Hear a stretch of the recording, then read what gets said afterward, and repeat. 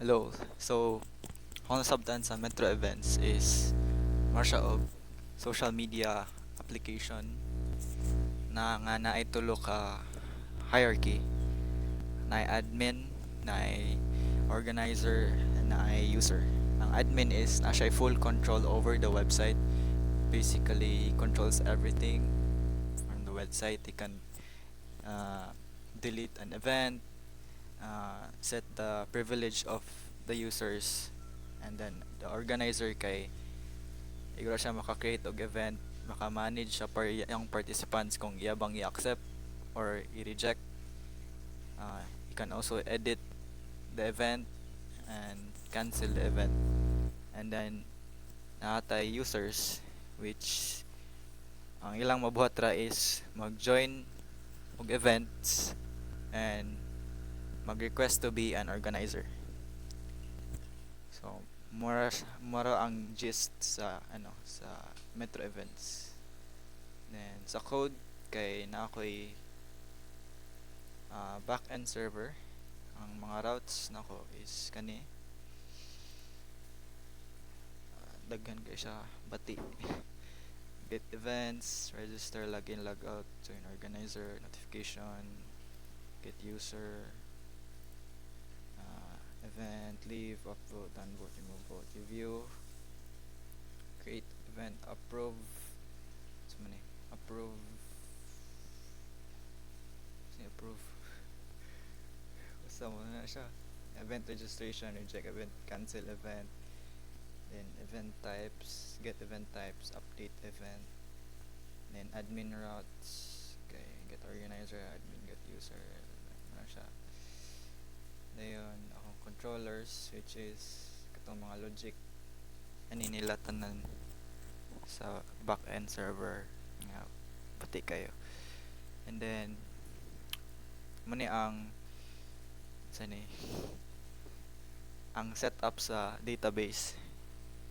Basically, if wala pa nag-exist ang database, kay i-run niya ang query kani sila tanan. Kani create siya og tables. Ano to siya? Then sa front end kay ang important parts siguro kay dashboard. Kini kay pagination na niya. May time. 5:20 na. Ni dashboard, create event, event details, manage event, not fun, profile, spinner, kato na sa loading animation, register form, request organizer form, protected routes setup, silbi mo middleware, then kanina navbar, login form, event form, edit review form, cancel event form, and then kani is mga admin components, event types mo ni dire ang component nga maka-edit kasi mga event types, delete nimo, ma-edit nimo, maka-create kag new event types. Organizer request mo ni makita mo ni nga component, makita nimo ang mga organizer requests from the users. And then three users basically mo ni nga component ang mag-set ka og privilege sa mga users. I-set nimo as organizer, i-set nimo as users ang organizers. Ana. Then let's move on to the deployment. Dire. So mo siya ang dashboard. Ni login ko og admin, try ta og create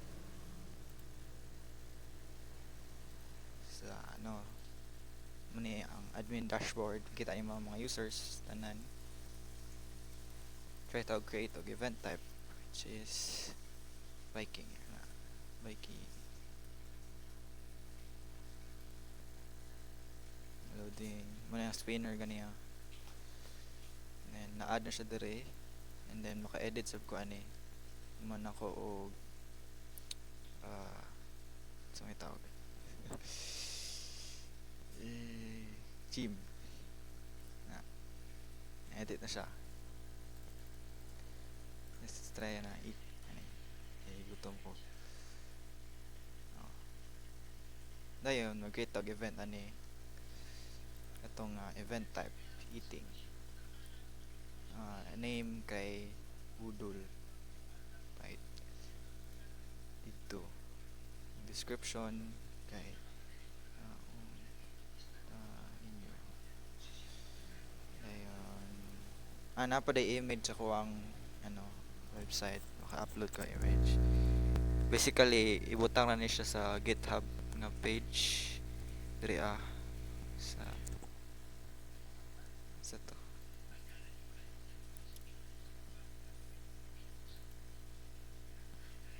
kani dire. So dire nga images, dire na ako gi-store ako mga images. And then kani nga format is kani base64 ni siya. So kani pwede raman siguro PNG or JPEG or katong normal abot yan yan ako. Then ano siya. Dayon submit na to ay clone date. Ano siya Google Python. Refresh na ko ni dire ma-reflect po ni dire dire niya ni let's try ano kani manage na tong event if mag-work siya dira Google Python version 2 B2 B2 eating gyapon siya list na to sleep over na lang list na tong image kani daw try ta og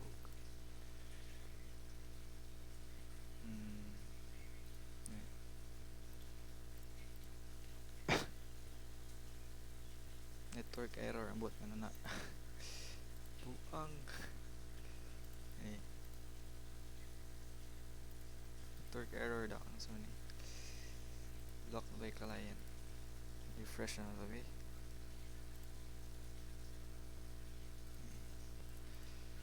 V2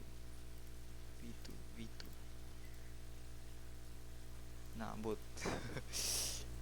bug delete na to mga event type just eating man to kung atong i-edit to siya ma-reflect po to siya so yung mga nato na siya o na save na siya running event kung atong i-delete tong running event delete sab ang running event refresh na to para mag-get ang wala na and then here kay muna siya ang organizer request tab so let create tag new user 2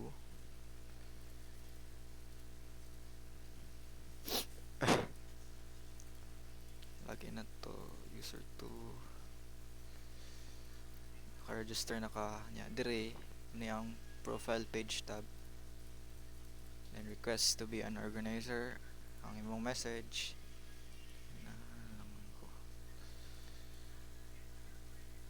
pending na siya if i-refresh ako ni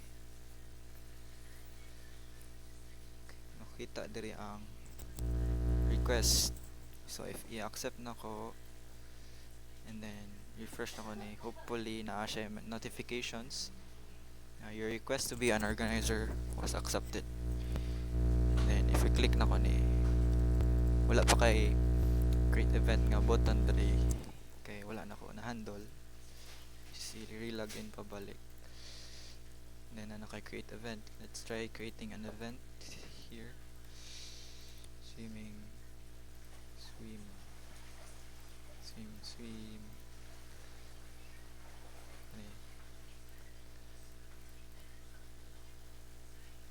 then here and then ang admin atong mo join ta sa admin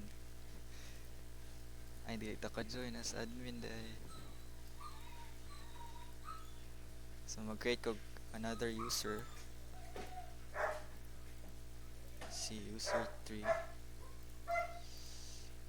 register and then log in, and nakalog in ako and then register ko dire, and then here if I manage the event,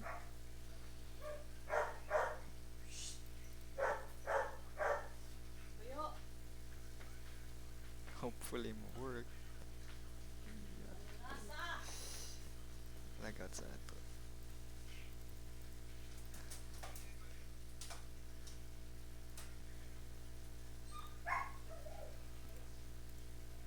No. Atay.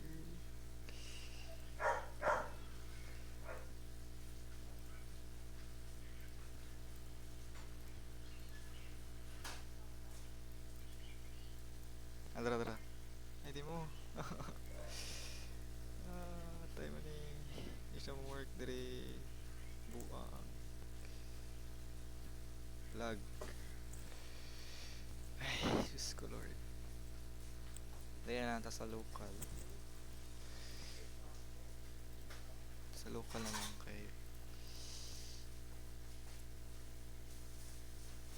And let's log in this as admin. And then let's try creating our user.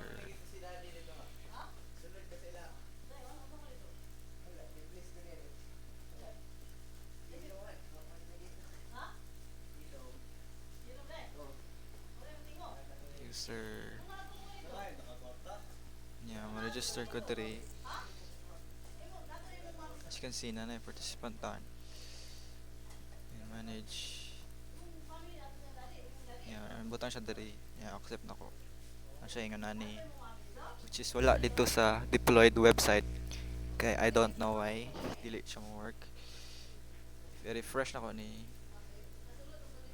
Ano siya diri. And then, your registration request for this. Click na ko ni. Then, ano siya diri. So, edit is the change ako ang picture kani date sa test again. Edit siya. Yeah, refresh ako ni diri. Match siya diri. And then, ang review siya review. Refresh ako diri sa admin nga user. Di siya ka-delete. And diri maka-delete ko, maka-edit sa edit. Want to reflect siya diri, edit. And then ma-revoke sa ba ko, ma-leave ako ang event. Leave left event. Then wala diri ang participants. And also kaning part which is if you change na ko yung privilege into an organizer, I'm update 3. Balik na to si user. Ito siya drop. Request to be an organizer ko. Then here accepted organizer request. Then need pa siya i-log out. Log in user. Here maka-create ako events. User test event.